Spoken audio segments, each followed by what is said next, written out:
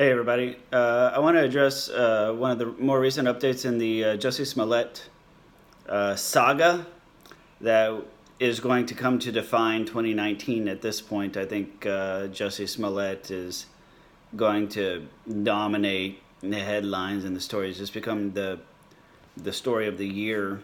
I'll be very surprised if it does not.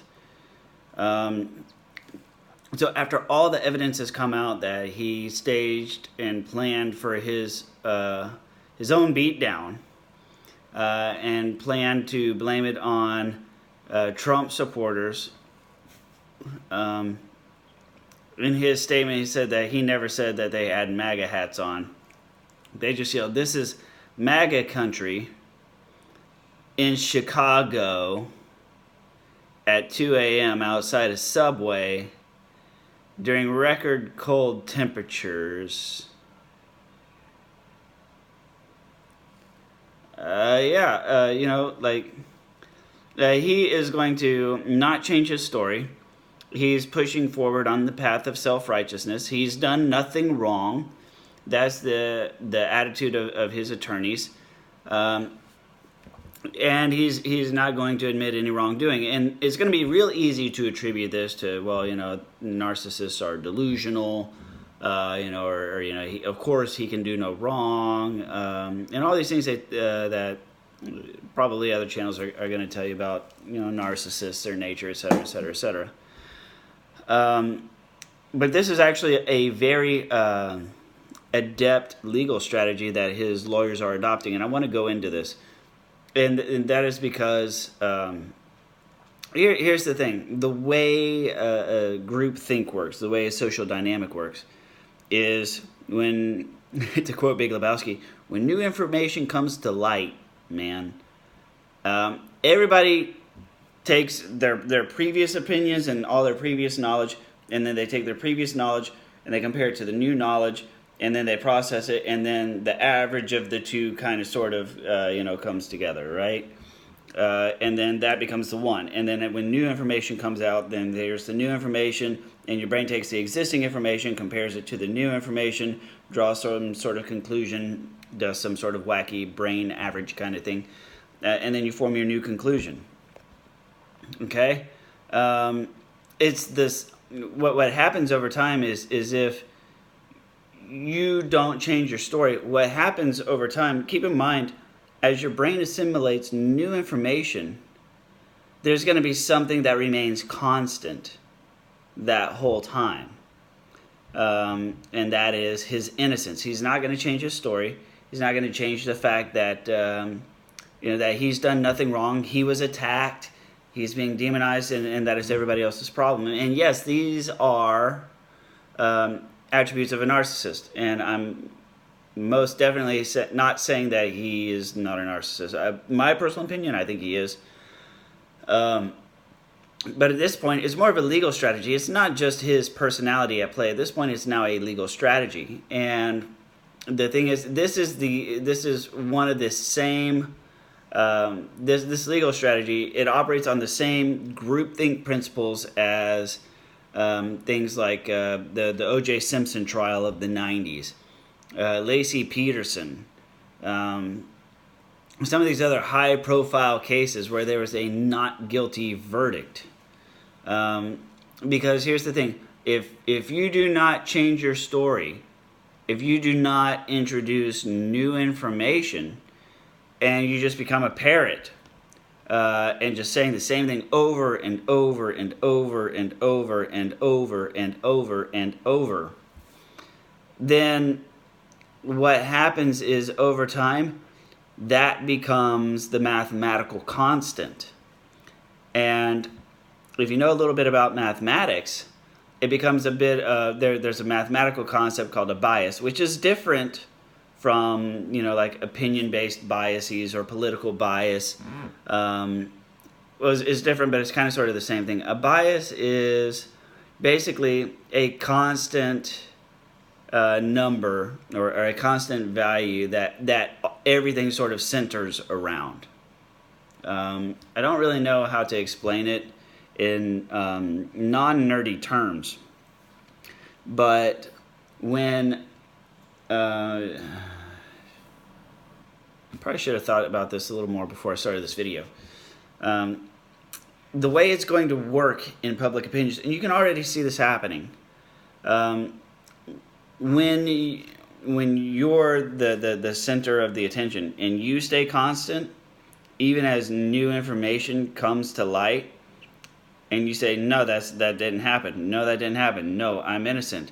That is not what happened. I already said what happened. And then new information comes out. Yeah, but that's not what happened. Yeah, but that's not what happened. Yeah, but okay, that's one way to look at it, but that's not what happened. Sure, there was a personal check with my signature on it to these brothers, but did it say beat me down in the memo? No. Yeah, I gave $3,500 to those brothers, but it wasn't to beat my ass.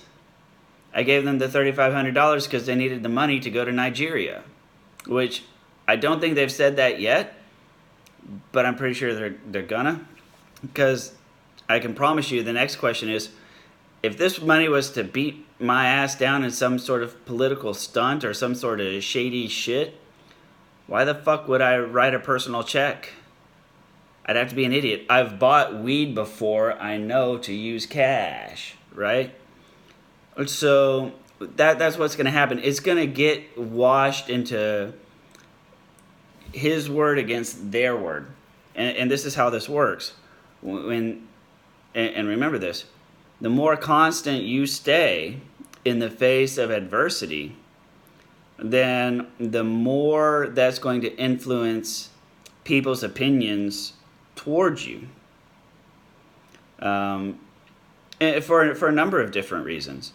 But this was one of the main strategies behind OJ's trial, maintaining his innocence. He's done nothing wrong. All this evidence comes out. You know what? It's like, okay, there's a brutal murder. You had motive. You had intent.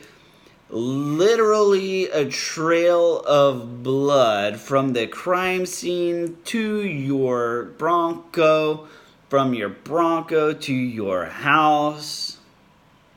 Like literally, like fucking Hansel and Gretel leaving crumbs. You're just leaving blood all the way back to your house. So how on earth do we convince people that he's not guilty? Well, because he's not the one on trial. The police department's the one on trial. LAPD's on trial. They're racist. Have you ever planted evidence at a crime scene? And good old Mark Furman pleads the fifth. Right? So that's what we're going to see with Jussie Smollet. It's gonna, and you're, mark my words, you're going to see this effect. Everybody right now is demonizing him. He's the scapegoat. He's the kicking post, or he's the whatever term for someone or something that people like to kick a lot. I don't want to say human football, but I'm drawing a blank. Everybody's going to be beating him while he's down. But then during the trial, mark my words, you're going to see a group of people starting to rally behind him.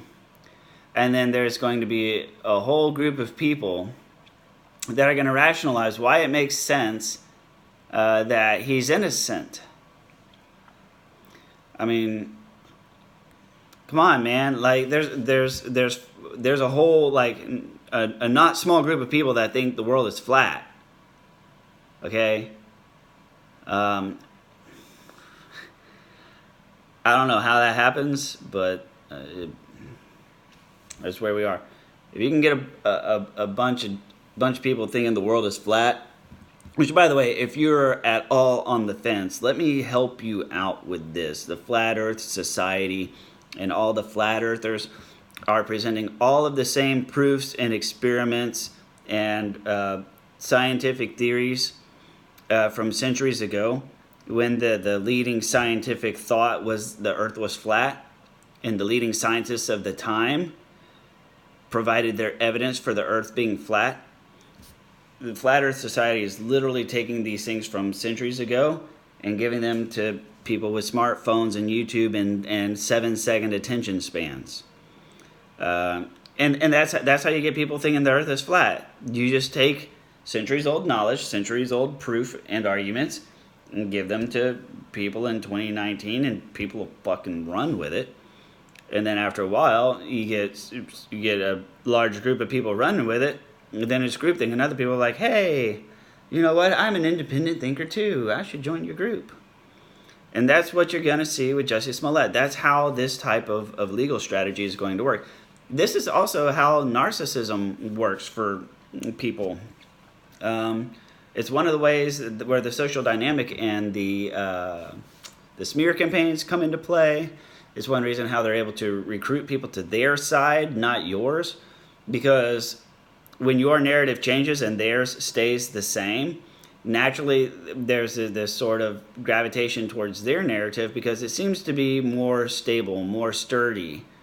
And when there's stability, there's confidence, right? And why else would you be confident in a lie? And that's a big part of how narcissists win over the smear campaign, public campaigns of denigration, and other vocabulary terms from the narcissist dictionary. All you have to do is not change your story.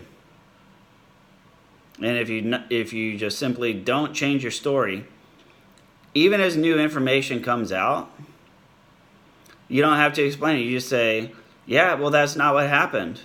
I've already said what happened. I'll say the same thing again. I was attacked by 2 dudes at night wearing masks. They had on MAGA hats. Well, actually, they didn't have on MAGA hats. He says he never said that. I was attacked by 2 dudes at night who yelled, hey, Empire. And I don't answer to Empire. You know. And then they came and they beat me down and poured bleach on me and put a rope around my neck, which I then proceeded to wear for like 40 fucking minutes because I wanted to preserve evidence. I don't care what color you are. If somebody puts a rope around your neck, that's the first thing that comes right back off your neck.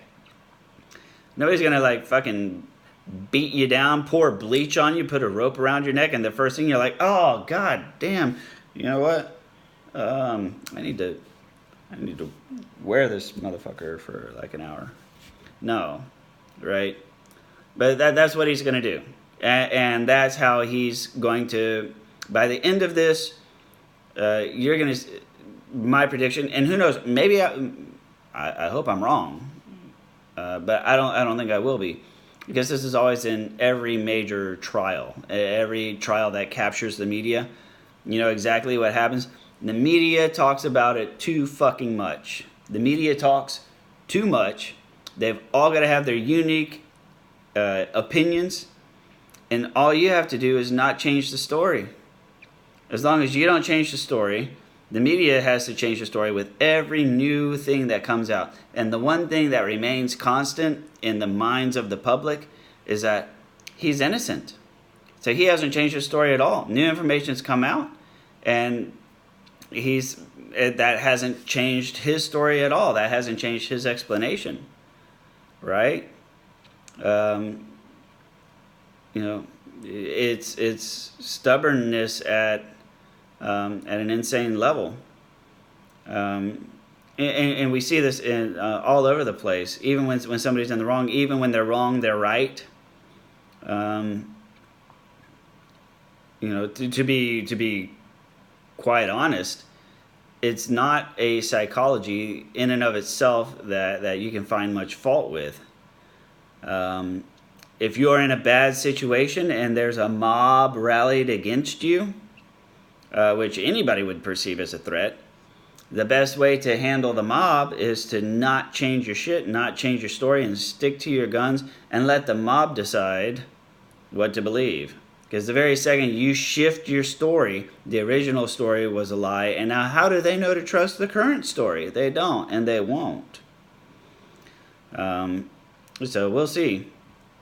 But yeah, at this point, I don't think it's narcissism anymore. I just think it's legal strategy. Let me know what you think. I'll see you on the next video.